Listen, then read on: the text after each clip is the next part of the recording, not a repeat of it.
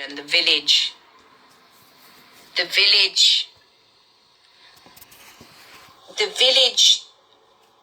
sorry, let me pause a minute. Sorry, Ron.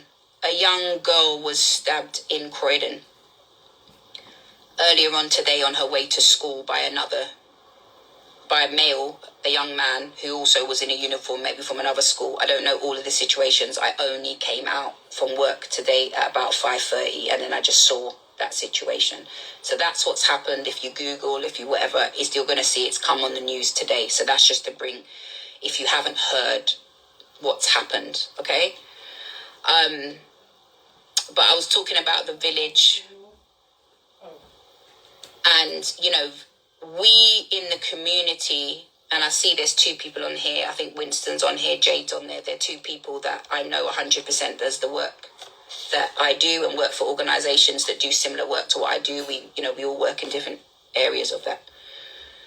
But we have our community, we have our conversations. We know that in the way, when we work, we are in conversations about youth violence, youth trauma, confusion, frustration, peer pressure, bullying, drugs, SA abuse, all of that. We are in that all the time, having those conversations, or with each other, or with services, meaning I could be working and then I work with a social worker, and then I work with a youth worker, and all the services are working, and then I've worked with teachers, whatever it is. We all know that as we're the village that we work in, we're doing stuff on the front line every day.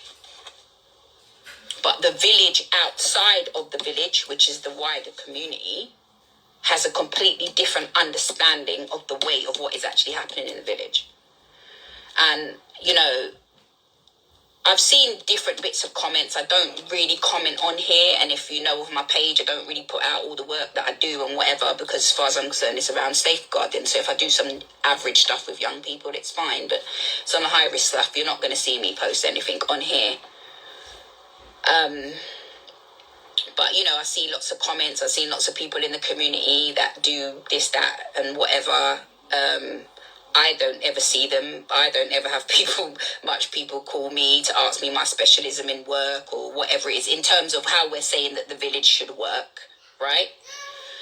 And I needed to breathe and just collect my thoughts for a minute because I'm so tired.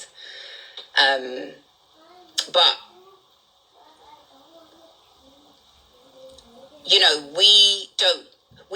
we only get invited to the community conversation if I'm going to be going to the conversation as a black person, because a black youth or whatever.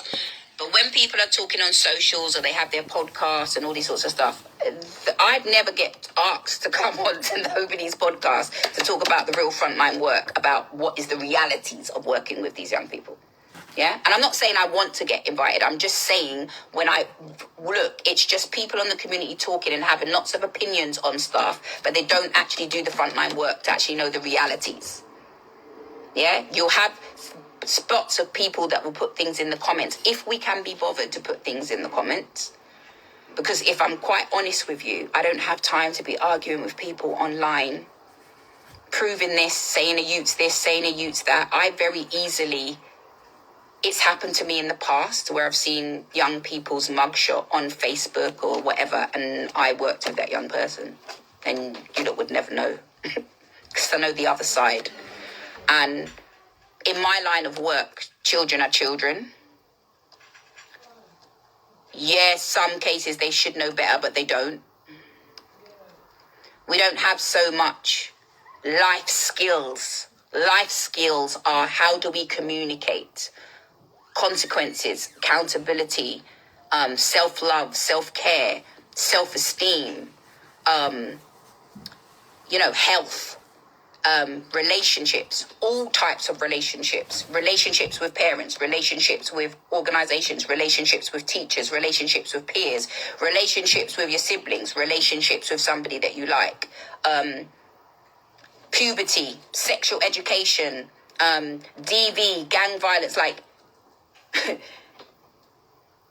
we work across the board every day with all of these things. And I know for a fact that people that I know that do this work around me, this is going to be of impact because it will have an impact onto our work, policies, procedures, what's happening in schools, more police up and down the road or whatever it is. And then we have to bring young people up to speed with how things are changing, and then still dealing with the fact that we've also got lots of young people that have got PTSD. You've got young people that's grieving. You've got young people that are still got their generational trauma. They've got young people with the collective trauma. We've got young people that still haven't got over what's happening in the pandemic. We've got young people dealing with racist issues at work. We've got young people dealing with cultural issues. We've got young people dealing with gender issues. Like, do you know how peak it is right now? Yeah? And as I said, they're young people to us.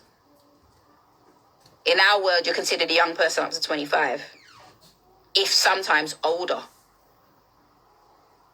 So when I see people say, they're 16, they should know better, they should this, that, and the other, well, they're considered a young person up to 25. Some don't know better. You're assuming that they have all the right tools and stuff around them to get where they need to go. And this doesn't have to be young people that's involved in specific. This is just everyday young people. If you sit down and talk with everyday young people that's even just trying to go to school, whatever, they're like, oh, miss, I feel to carry this because I'm a bit afraid of this, or they all talk the same, or they're all into, because it's just a melting pot. Wherever children are, there's going to be other children that's there. Wherever there's boys, there's girls. Wherever there's girls, there's boys.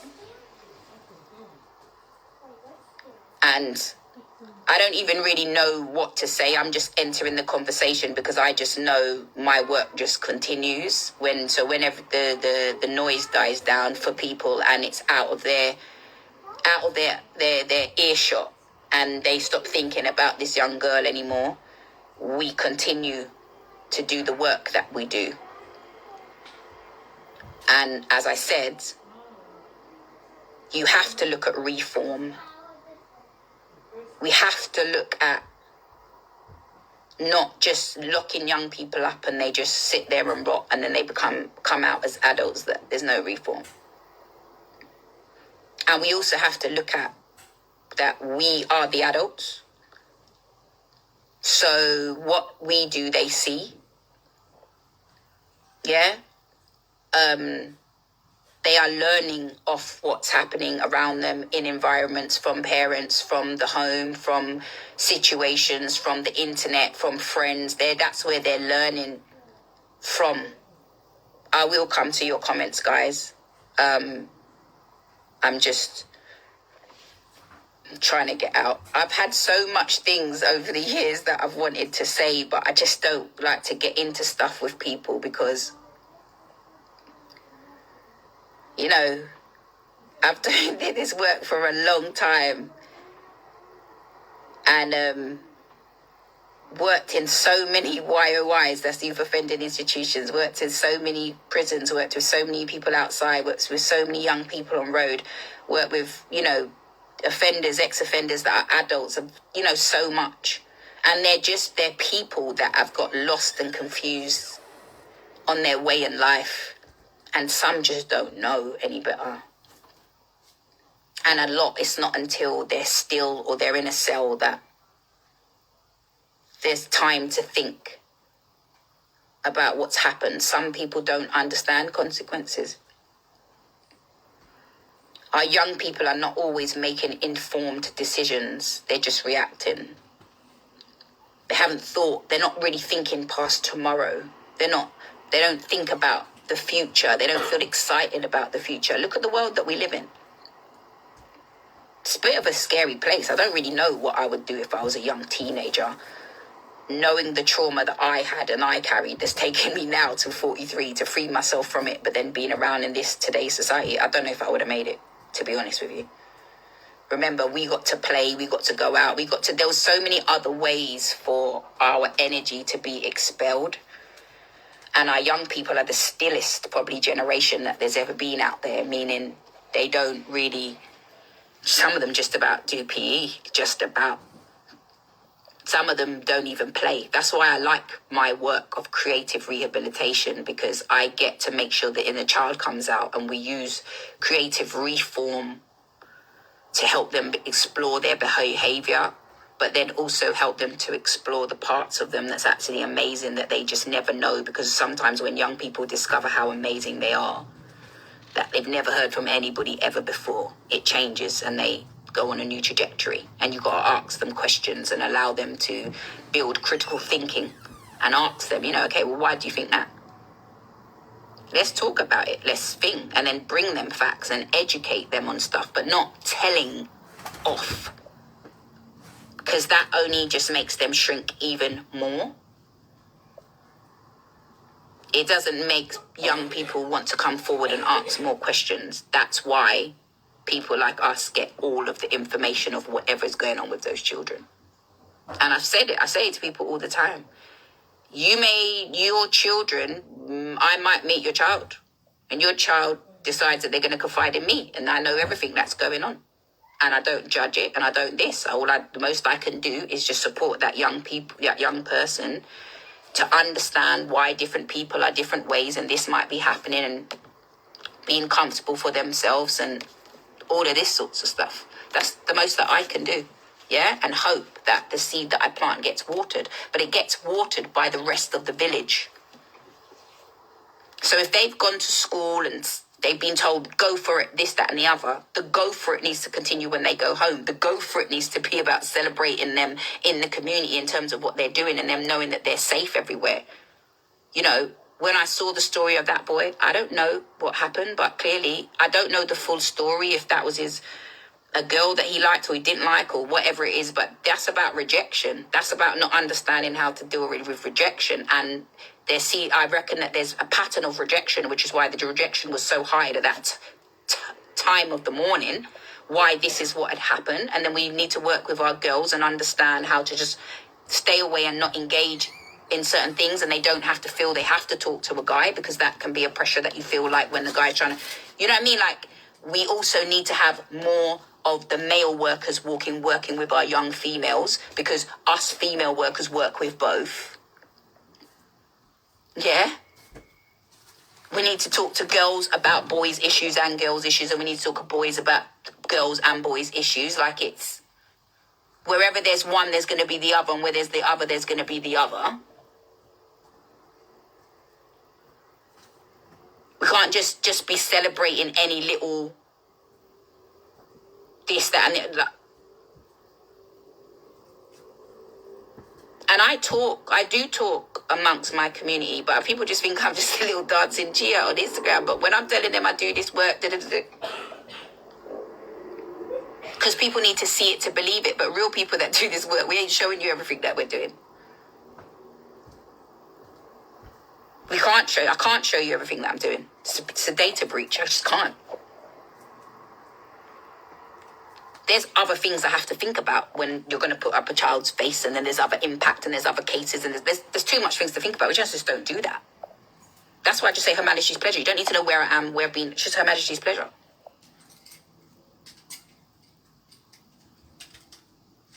Hardly any of the female community heroes, you don't even hear about us.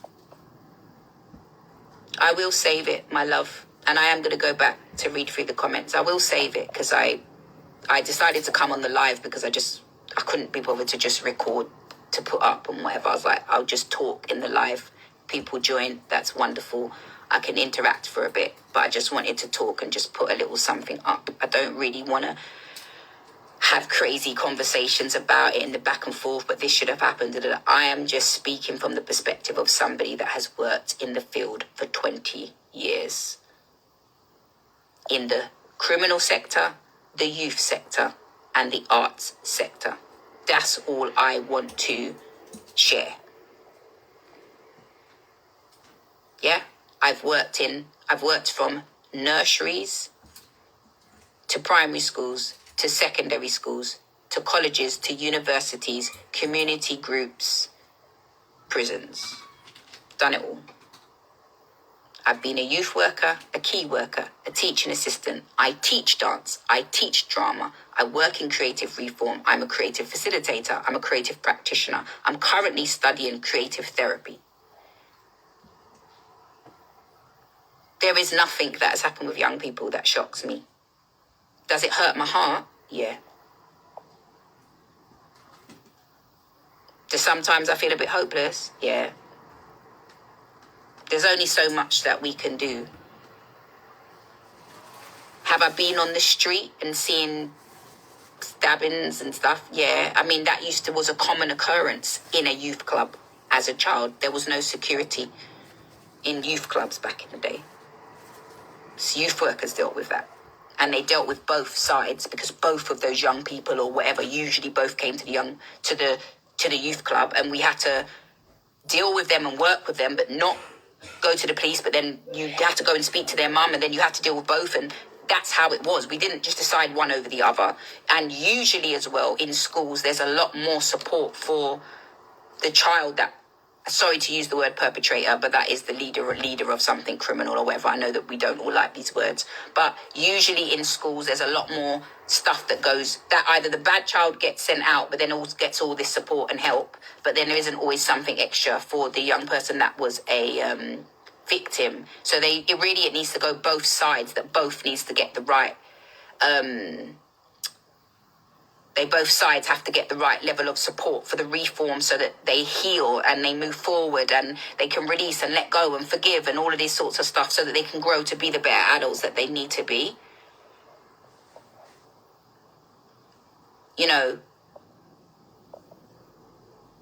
we just have to think about how we're having conversations and what we're really doing.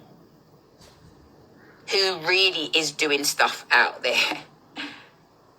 I've had people tell me, how come you wasn't out there marching? I march every day in my work. I've had young people call me when something's just happened. I've met young people on the gates, on the way out of prison. I've been that support. I'm doing that. I've had to take a break. I do give extra whatever I can to the community. I do ask for help. I do go to people and say, if you want me to support this, that and the other. But you see, lots of people are also doing this in the community for clout, for validation and all sorts of stuff. And they ain't even healed from their own trauma yet.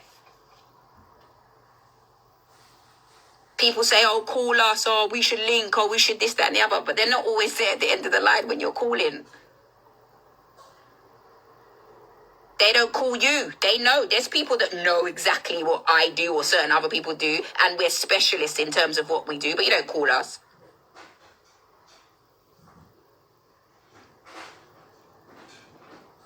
I'm just being real. I'm not even